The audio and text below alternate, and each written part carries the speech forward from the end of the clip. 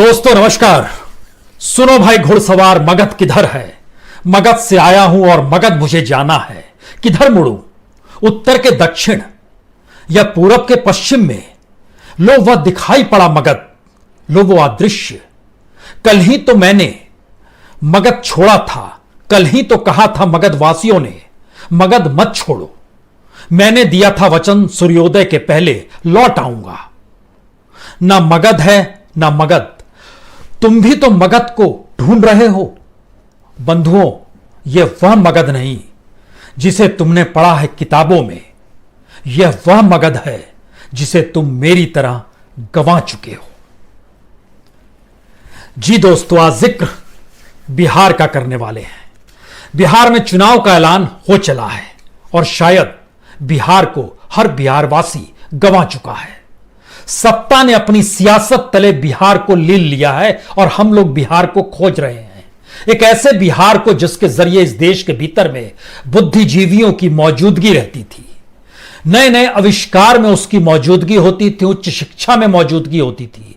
अपने तौर पर कृषि प्रधान बिहार की मौजूदगी शायद देश को एक पाठ भी पढ़ाती थी। आंदोलनों से और सत्ता को पलटने की ताकत भी बिहार में ही होती थी। वो बिहार अब हम गंवा चुके हैं। तारीखों का ऐलान हो चला है। तारीख बहुत साफ है। 3 चरणों में चुनाव होंगे। 28 नवंबर को पहली बार वोट पड़ेगा, फिर 3 नवंबर को पड़ेगा, फिर 7 नवंबर को पड़ेगा और 10 को आपके सामने नई सरकार होगी। रहा है, भूल जाइए वो आंदोलन, संघर्ष। युवा जब निकलते थे तो सत्ता थर थर कांपती थी। नेहरू के जमाने में भी कांपी थी। नेहरू भी बिहार में गांधी मैदान में देखा था जब उन्होंने रोष पटना यूनिवर्सिटी के छात्रों का, तो उनकी भी नजर झुक गई थी। इंदिरा गांधी ने भी देखा था, हर किसी ने देखा है। वीपी सिंह ने भी महसूस किया था पहली बार बिहार के गांधी मैदान में, जब इस बात का जिक्र कर रहे थे मेरी जेब में बफोर्स के कमीशन खाने वालों के नाम है, क्या उनके नाम पढ़ दूं, और पूरा शोर मचता था। लेकिन उसके बाद वीपी सिंह भी बिहार में दोबारा रैली करने गांधी मैदान नहीं गए। सत्ता के लिए बिहार को हर वक्त मोहरा बनाया जाता है और स्थानीय तौर पर समझेंगे तो बिहार के वोटरों को प्यादा ही नहीं बल्कि प्यादे से भी निचले स्तर पर रेंगते हुए और उन पर कुचाले मारते हुए सत्ता पाई जाती है। यह एक सच है पॉलिटिशियंस का। लेकिन चुनाव का ऐलान हो चला है। बेखौफ हो जाइए महामारी से, बेखौफ हो जाइए कोविड से, बेखौफ हो जाइए अस्पतालों में इलाज नहीं मिलेगा, बेखौफ हो जाइए कोई रोजगार नहीं मिलेगा, बेखौफ हो जाइए कोई इंडस्ट्री नहीं लगेगी, कोई वहां पे इन्वेस्ट करने नहीं आएगा। बेखौफ हो जाइए। ये बिहार है, ये वही मगध है जिसे हम और आप खोज रहे हैं, लेकिन वह तो गुम हो चला है। श्रीकांत वर्मा ने यह कविता 1984 में लिखी थी और इसको जराने की जरूरत हमें 36 साल बाद क्यों पड़ी?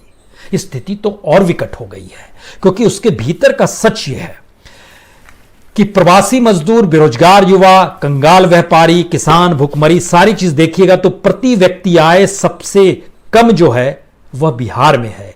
बीपीएल सबसे ज्यादा बिहार में है। सबसे कम उद्योग बिहार में है। राजस्व सबसे कम बिहार में ही होता है। और इसके जब आंकड़ों पर आप गौर करना शुरू करेंगे तो पर कैपिटा इनकम जीडीपी के हिसाब से 43,822 रुपए बिहार का है। इस देश के भीतर में एवरेज निकला जाता है 1 लाख पार कर जाता है, लेकिन बिहार सबसे नीचे आता है। बिहार को छोड़ने वालों की तादाद, जब यह कविता लिखी गई थी, मगध को खोज रहे हैं और मगध जिसे तुम मेरी तरह गंवा चुके हो, जो श्रीकांत वर्मा 1984 में कह रहे थे।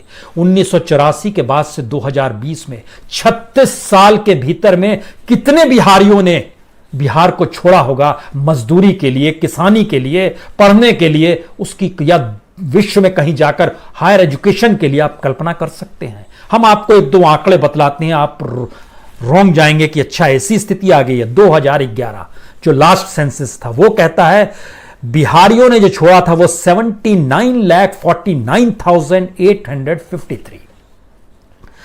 इसमें जोड़िएगा 2011 का सेंसस जो था उसको जब जोड़िएगा तो बिहारियों को छोड़ने वालों की तादाद बढ़कर 1,12,00,000 हो जाती है। उससे पहले जब आप जाइएगा 91 के सेंसस में तो बिहार को छोड़ने वालों की तादाद 1,32,00,000 हो जाती है। उससे पहले जब आप चले जाइएगा 81 में, 81 के बाद से तकरीबन 1.5 करोड़ ऑफिशियल फिगर है जो बिहारियों ने बिहार को छोड़ा है। इसमें थोड़ा क्लियर हो जाइएगा। झारखंड का जिक्र इसमें जो है 2001 के सेंसस में नहीं था। 2001 के सेंसस तक है, 2011 के सेंसस में नहीं है। लेकिन यह आंकड़ा जब 2020 से हम आपसे जिक्र करते हैं, 2021 का सेंसस आया नहीं है, बिहार को छोड़ने वालों की तादाद लगभग 93 लाख है।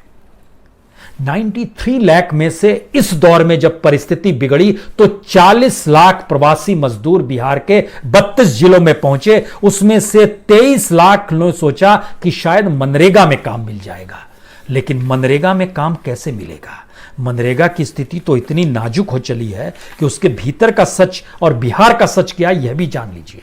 क्योंकि बिहार में सरकारी आंकड़े कहते हैं कि कुल मजदूरों की तादाद 2,73,00,000 मजदूर हैं बिहार के भीतर में, जो कि जॉब कार्ड के लिए जिन्होंने मनरेगा में अप्लाई किया उनकी संख्या 1,95,00,000 है। लेकिन जॉब कार्ड जिनको दिया गया उनकी संख्या 1,76,00,000 है। मामला इससे भी नहीं है। सवाल है कि वर्कर्स जिनको काम दिया जा रहा है और जो वर्कर्स सक्रिय हैं उनकी तादाद कितनी है? उनकी तादाद सिर्फ 65 लाख है। मजदूर हैं 2,73,00,000 और एक्टिव मजदूरी जो दी जा रही है मनरेगा में सिर्फ 65 लाख लोगों को, 65,52,331। बिहार मनरेगा के स्तर पर भी काम दे पाने की स्थिति में नहीं है। देश के भीतर में झारखंड से भी बुरी हालत पर कैपिटा इनकम में है और गरीबी को लेकर है, क्योंकि माइग्रेशन सबसे ज्यादा है। अनएम्प्लॉयमेंट की स्थिति में बिहार ने सारे रिकॉर्ड तोड़ दिए इस दौर में, जब वो 46-47% हो गया, यानी हर दूसरा शख्स बेरोजगार है। जो ग्रेजुएट है, इसको जरा समझने की कोशिश भी कीजिएगा। ग्रेजुएशन कोई पढ़ाई का मापदंड होकर नौकरी पाने की स्थिति नहीं है, क्योंकि बिहार की परिस्थिति को परखने के लिए एक बार फिर जरा एमएलएस की स्थिति देख लीजिए। क्योंकि इन एमएलएस के भीतर में 10 एमएलए ऐसे हैं जो स्कूल ही नहीं गए, स्कूल का चेहरा ही नहीं देखे। 11 एमएलए ऐसे हैं जिन्होंने 5वीं और 8वीं तक पढ़ाई की है। 30 एमएलए ऐसे हैं जो 10वीं तक किसी तरह पहुंच पाए और 53 एमएलए ऐसे हैं जो 12वीं तक पढ़ पाए। इसका मतलब है कि कॉलेज जो नहीं गए उनकी संख्या 94 एमएलए है। तो फिर किस यूनिवर्सिटी, किस कॉलेज, किस मगध का जिक्र हम लोग यहां पर कर रहे हैं? और नालंदा यूनिवर्सिटी के गौरव गान को यहां पर गौरव गाथा किस रूप में गाई जा रही है?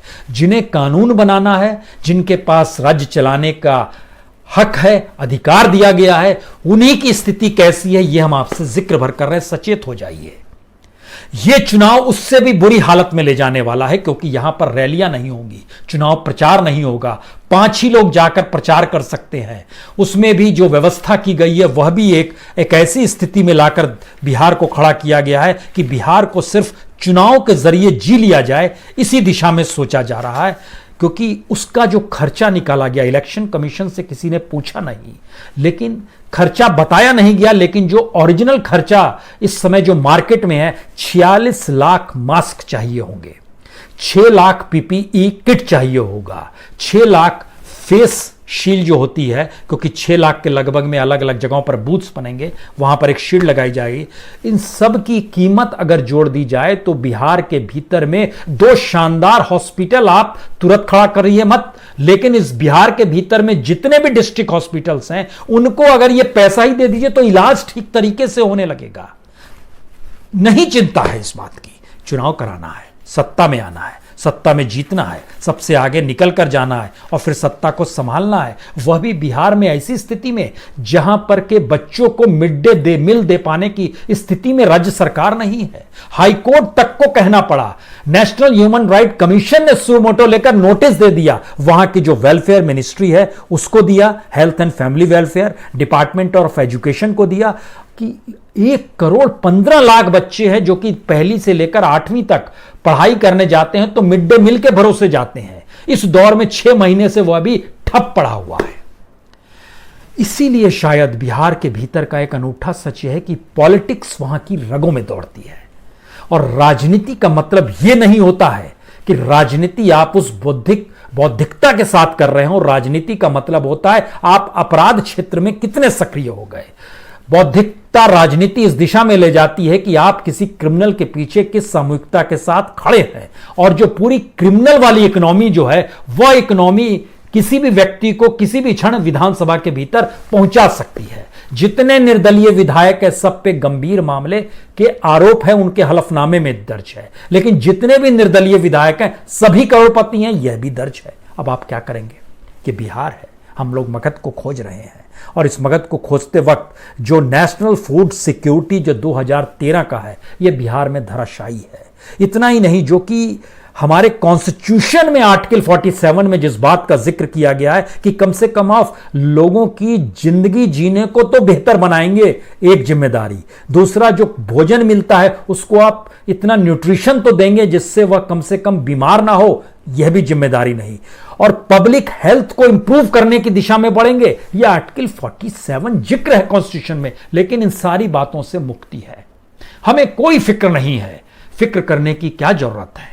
एक टेलीविजन कहीं लगा रहेगा, उस पर वर्चुअल रैली दिल्ली में होगी या कहीं शानदार 5 सितारा होटल में या बहुत सुरक्षित स्थल में बैठकर आप वहां से भाषण दे रहे होंगे। गांव में अधनंगे बच्चे उसे सुनेंगे, ताली बजाएंगे, उनके लिए वो सिनेमा होगा और आप किसी हीरो की तरह होंगे। उसको आप देखकर चकाचौंध हो जाएंगे। और बिहार के भीतर का सच यही होगा कि जो 16 जिले इस बाढ़ में डूबे रहे 40 लाख लोगों के सामने जिंदगी जीने की जद्दोजहद करने की स्थितियां आ गई, वहां भी चुनाव उसी अंदाज में होगा।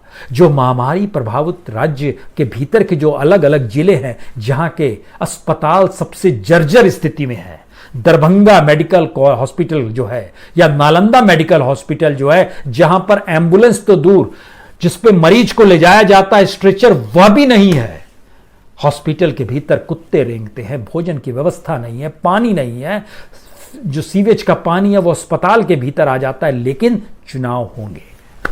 यही मगध है और दिल्ली इसकी मुनादी करते हुए ठहाके लगाता है, मुस्कुराता है और मगध को हम खो चुके हैं। तो शायद इस प्रक्रिया के भीतर में हमें लगता है कि फिर इन बातों का जिक्र करने का कोई मतलब नहीं है कि इस चुनाव में कितना खर्च होगा और आने वाले वक्त में ये पैसा कौन देगा। 28 लाख रुपए हर कैंडिडेट खर्च कर सकता है। और पिछले चुनाव की तुलना में जब आप आएंगे और इस चुनाव की परिस्थिति को जब देखेंगे, जो कि घरों में बंद होगा, लेकिन यहां पर भी खूब पैसा बांटा जाएगा। पैसे बांटने की शुरुआत हो चली है। सरकारी तौर पर योजनाओं का पुराना पैसा आवंटन में दिखाकर बांटा भी जा रहा है, चाहे वो प्रधानमंत्री आवास की बात हो, जो कि सिर्फ बिहार में 17% पूरा हुआ है, सबसे पीछे है। जबकि 2022 तक हर किसी को घर देना था, लेकिन पैसा नहीं बांटा गया, कोई फर्क नहीं पड़ता है। सम्मान निधि, किसान सम्मान निधि का पैसा बिहार में लगभग 45% लोगों को कहा गया कि मिल गया है, लेकिन उसकी भी जब जांच की जाएगी, ये तो हम सरकारी आपको साइट्स की बात बता रहे हैं कि 43% को मिल गया, लेकिन वह भी नहीं मिला है। तो ये कौन सा मगध है और कौन सा चुनाव है? लेकिन 10 नवंबर को हर कोई जश्न मनाएगा। और फिर आखिर में 36 साल पुरानी कविता में सुनिए बंधुओं, यह वह मगध नहीं तुमने जिसे पढ़ा है किताबों में, यह वह मगध है जिसे तुम मेरी तरह गंवा चुके हो। बहुत बहुत शुक्रिया, बहुत बहुत शुक्रिया।